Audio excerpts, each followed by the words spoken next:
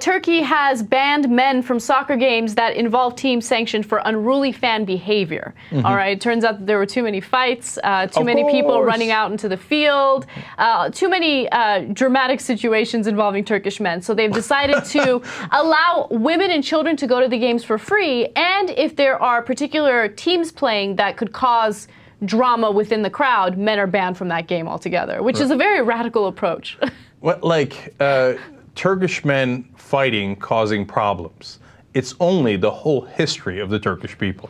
Okay, so it's a kind of a bizarre discrimination against yourself. How do you have a whole bunch of Turkish guys, tens of thousands of Turkish guys in the same place and not have a fight? It's like not possible. Anyway, look, I get why they're doing it, and I like that more women and kids are encouraged to go to the game, etc. By the way, Fenerbahce is one of the biggest teams in Turkey, so this is pretty serious. This is like they ban men from going to a Cowboys game or a Steelers game, which would be pretty radical, right? And so that's what they're doing here. But look, Turkish dudes, get under control. Stop fighting so much. What is it with Turkish guys that makes them so aggressive and so angry? Like so angry. Reminds me of an Ice Cube rap. Anyway, I don't know. Maybe it's well, actually, I do know. Now, don't make me go into a whole long. I'm going to do it. Here we go. Okay, buckle up, everybody. Is it evolution? Not exactly. Okay. Anyway. No, it's because they were not farmers. They were herders, okay? And whether it's the Scottish or it's the Turks, okay? No, this is true. Malcolm Gladwell writes about this, and it's a really interesting hypothesis, okay?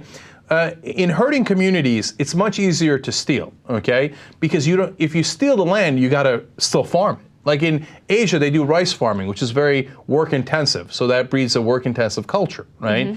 And the better you do rice farming, the more productive it is, right? And the better results you get, right?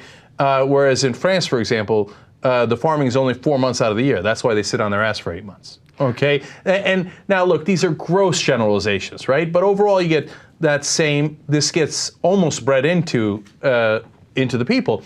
So the Scottish, when they moved to the U.S., they moved to the Appalachians, where they started fights that never ended. The Hatfields and the McCoys, or Scottish, okay? And Malcolm Gladwell traces the Scottish from Scotland to America, where they just keep on fighting, okay? And the same is true of Turks. They were nomadic people and they were herders. And so getting back to the livestock is easy to steal. You just take it and you're gone, okay? So what does that encourage? That encourages people to fight and take each other's livestock. And so that fighting gets bred into you, and hence you have this guy.